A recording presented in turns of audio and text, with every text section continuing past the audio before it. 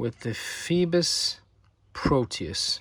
I'm not going to do the whole unboxing with the carton and everything because I did that in the last video. I'm just going to go straight on to checking these watches out. We have the instruction manual, warranty card, everything inside. Oh, like I showed you the last time. And here we have them. The Phoibos. I haven't really learned how to say that name yet. I think it's Phoibos. Phoibos. Anyway, this here is the PY024E with the black meteor dial. And this one right here is the PY024D with the white dial. These are two really cool watches, really hefty watches. Let's which one should we choose to look more at? I think the meteor dial is a little cooler, but I really like the white dial as well. I can't decide. Let's take a look at the black dial. Black meteor dial. Looking good, isn't it? Some specifications then. Inside here we have the Seiko NH35 movement. The case size is 42 millimeters in diameter, 49 millimeters in the lug to lug, and we have a 13 millimeters thickness. Even though it actually somehow the case looks thicker than the Eagle Ray, but it isn't. Actually, it isn't.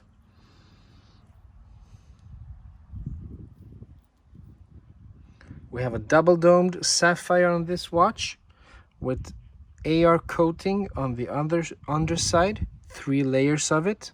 And as I said in the Eagle Ray review, when the AR coating is on the underside, you don't have problems with it scratching on the crystal, because sapphire crystal rarely scratches, but if you have AR coating on it, the AR coating itself can scratch, and that will make it look like a scratch when it actually isn't. We have a 120 click unidirectional bezel.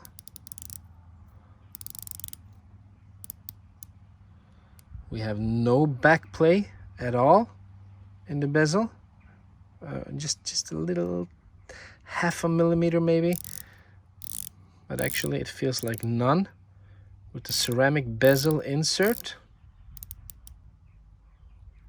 Let's get it to center. There we have it. Applied markers for the hours. A really cool second hand. Let's get it running. Let me unscrew the crown. You see this little detail on the crown? Looks really cool. We have the Phoibos octopus right there. Let's get that second hand running. The flash. And exactly as on the Eagle Ray, we have a pretty clean dial with the octopus logo, automatic 300 meters, and a date window at the 3 o'clock, a circular date window, which looks really neat. And the hour markers remind me of the Seiko Monster. We have this angular shape on the actual watch. We have some nice detailed, polished details right here, and the rest is brushed all the way.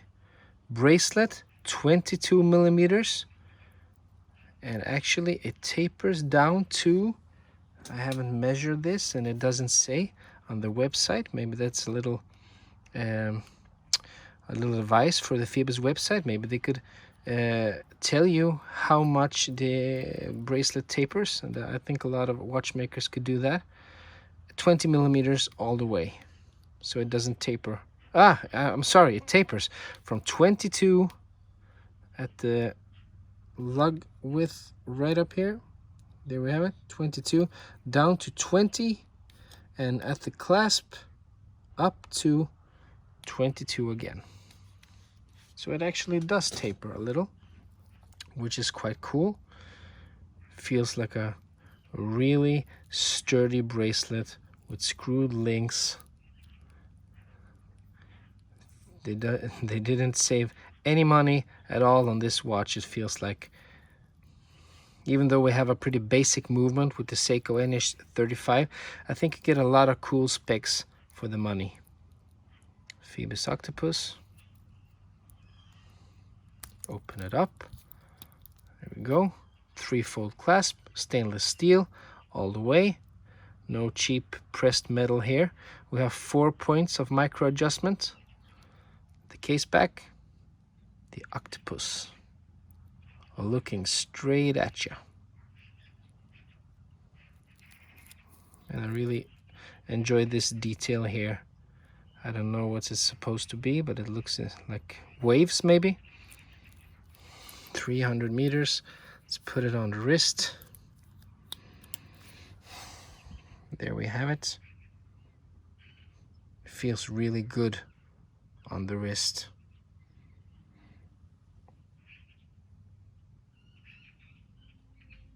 It's a hefty watch, but it fits perfectly on my 20 centimeters wrist. Feels comfortable, no problem at all. And it looks really great. As I said in the other video, I'm having trouble finding another watch brand that offers you as much for your money as Phoibos does. You get a lot of specs for a low price. The Proteus here is $419. And you know, I've done a couple of reviews on cheaper watches like the Pagani design and the Parnis, but those are in a totally league of their own.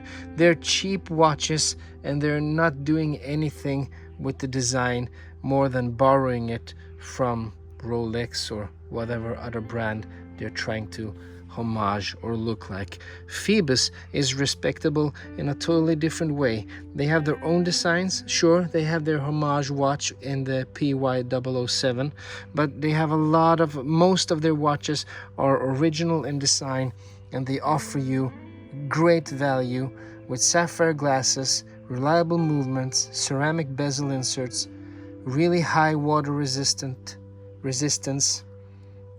nicely detailed bracelets, and every little detail is really on par for the price and beyond. And I really like Phoibos. I just wish they could give me some of their watches that I'm reviewing. Then I didn't have to go out and buy them myself, which I actually haven't done yet because I have a lot of watches on my list that I want. I found myself having for me the perfect 3-watch combo right now with the Rolex GMT Master 2, the Tudor Black Beige GMT, and the Steinhardt Ocean 139. But every time I try on something like this, I long for more watches to be added to my collection. And with these Phoibos watches, you have a 2-year warranty. And if you buy them from phoiboswatchesnordic.se, you get a 20-day trial period. You don't take off the plastic, but you can get the watch sent home to you, try it out at home, and if you don't like the fit and the size, you can send it back and get your full refund. And that's really cool. Beautiful details all over. I like the touch on the crown. Yeah, it's a really cool watch. What do you guys think? Which would you prefer? The white one or the black meteor dial one? I think we have a lume thing going around the dial on the outer side, because I get that green tint from lume. This is actually BGW9 lume, 15 layers of it. Super Luminova C3. Actually, it's Super Luminova C3 on the upper dial and BGW9 on the hands, indices, and the bezel markings. And actually, we have a weight on this watch. It weighs in at 200 grams, which sounds pretty heavy, but it actually feels just about like my Tudor Black Bay GMT. I haven't measured that watch for a while. I mean, I haven't weighed that watch for a while, but maybe it weighs the same or something close to it. Cool watches anyway. If you like this video, please consider giving me a thumbs up, maybe subscribing. If you didn't like it, feel free to give me a thumbs down. Tell me what you didn't like, and I'll really try to do better in the next video. But until then, I hope to see you again, and have a great day. Bye-bye.